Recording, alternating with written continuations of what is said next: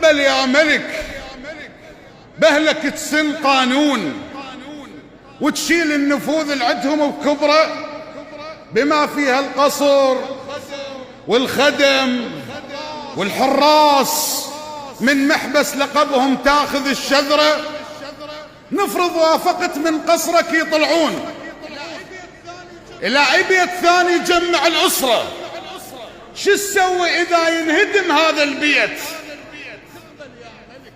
تقبل يا ملك بهلك تسن قانون وتشيل النفوذ اللي عندهم بكبره بما فيها القصر والخدم والحراس، من محبس لقبهم تاخذ الشذرة. نفرض وافقت من قصرك يطلعون إلى أي بيت ثاني يجمع الأسرة، شو تسوي إذا ينهدم هذا البيت؟ والهدمة برأيك ممكن تعذره؟ ما ترضى أكيد. الملك يرضى شلون واحد شخص عادي يستبيح أمره؟ طيب على الحسن قل لي الرسول ايش قال؟ من هجموا احبابك هدموا قبره. انت المو نبي وما ترضى لاهلك هاي.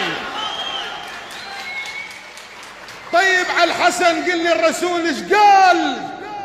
من هجموا احبابك هدموا قبره. انت المو نبي وما ترضى لاهلك هاي.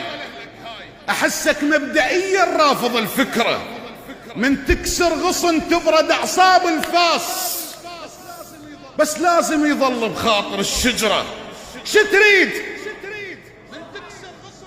من تكسر غصن تبرد أعصاب الفاس، بس لازم يظل بخاطر الشجرة. شو تريد؟ شو تريد؟ القبر ما يرتفع على القاع والحد المقرر تدفن الحفرة؟ من يعلى القبر ما يعلى لين كان. اكو الحج بنظرهم يعتبر سفرة، اكو تدور لطيف تريد تعثر بيه، اكو تدور لطيف تريد تعثر بيه، وقت تحس قبره صاير بالدرب عثره.